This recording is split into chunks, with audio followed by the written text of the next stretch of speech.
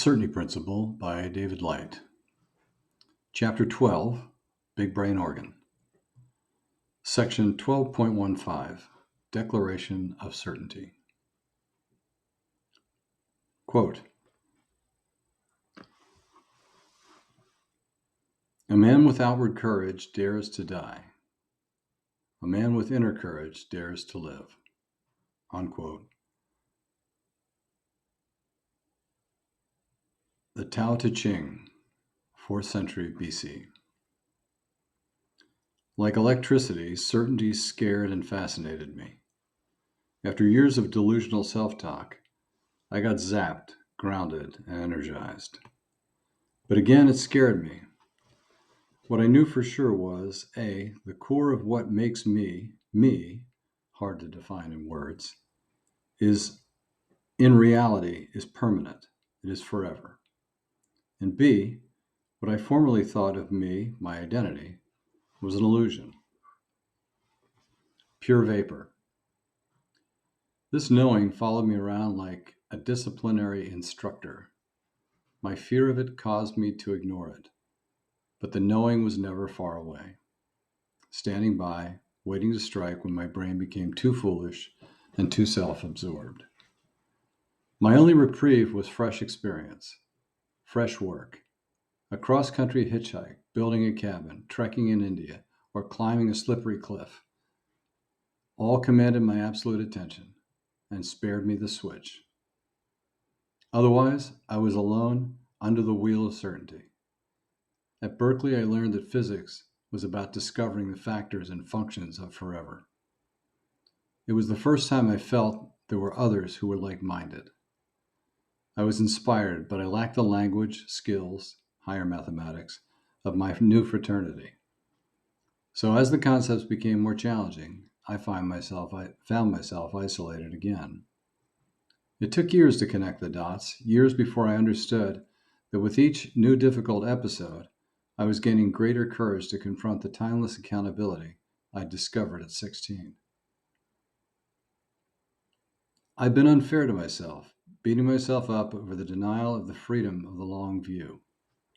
People living under tyrannical governments submit to the tyranny until things get bad enough. That's when they commit to action. How long would I live under the tyranny of my brain's temporal identity before giving myself permission to declare a preference for something superior? Forever is better. Forever is a better home for me than what my mundane temporal brain could possibly ever provide. I needed its logic to play the reasoning games, resolve the problems, and complete the tasks that were presented to me. But logic was not enough. Certainty was the universal solvent rendering all of life's obstacles into their proper priority. Once I gave myself permission to embrace certainty, everything else began to change. But permission is not enough to perpetuate certainty. When I'm not problem solving, my brain gets bored and mischievously turns to the cognitive powers of self-gratification. This adolescent tendency interferes with the clear reasoning of my identity feeding an internal dialogue. He's a jerk because she's an idiot because I'm a genius. Same old, same old. Certainty requires courage, but such cognition is a substitute for courage. By adulthood, these identity games became highly developed, so deeply habituated that they dominated my experience. Certainty signals us when the identity game threatens to consume us. I'm stuck when I'm attached to my identity and future outcomes. I'm afraid when I feel I'm losing my identity. I'm angry when my identity is attached to self-concept. I regret when my identity is attached to past outcomes. I'm selfish when my identity is about things. I'm important when my identity is attached to judging others. I'm in despair when my identity is attached to comparing myself to others. I'm frustrated when my identity with a particular outcome is everything. I need to survive. No, I don't, and I can't. Righteousness when my identity is attached to a position.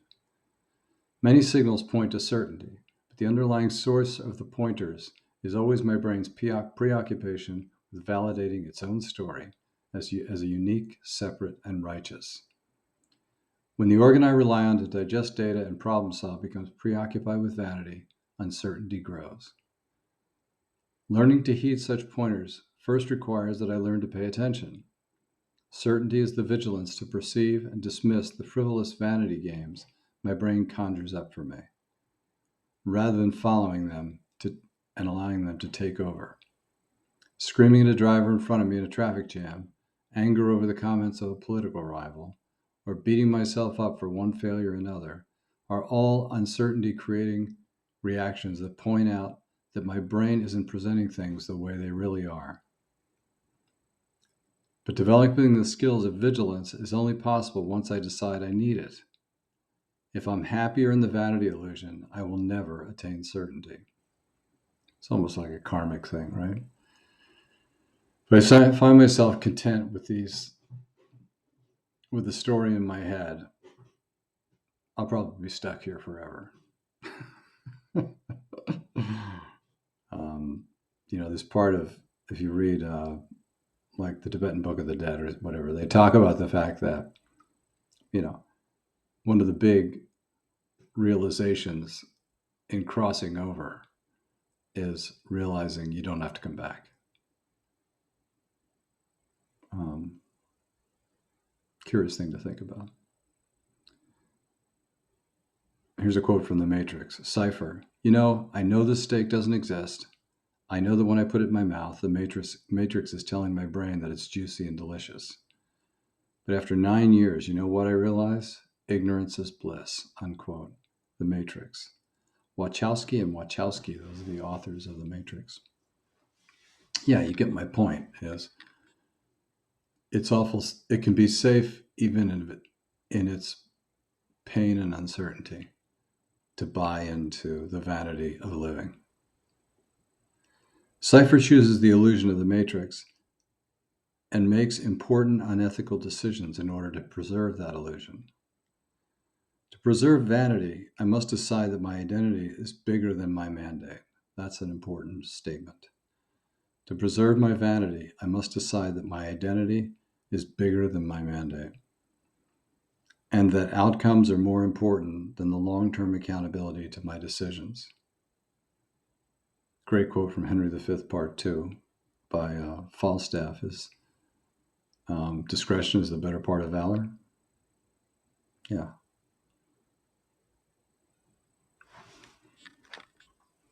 The value of certainty is the same value of being finally comfortably at home. Freedom from the influences of judging and being judged, labeling and being labeled. Absent uncertainty, everything occurs as it should be. Everyone fulfills their role about as I would expect. This is because certainty is true home, the internal domain where I am 100% in control. Yeah, it's really true. Once you dispense with those dependencies, it is always there waiting for me when the game is over. Yeah. So regardless of the game you're playing, once you're finally exhausted of that game, certainty is what remains. TCP is what remains. Knowing true home always brings me back to harmony, despite the silliness of my brain's games. But staying certain is hard when there's so much profit in feeding my brain's insatiable synthesis of identity.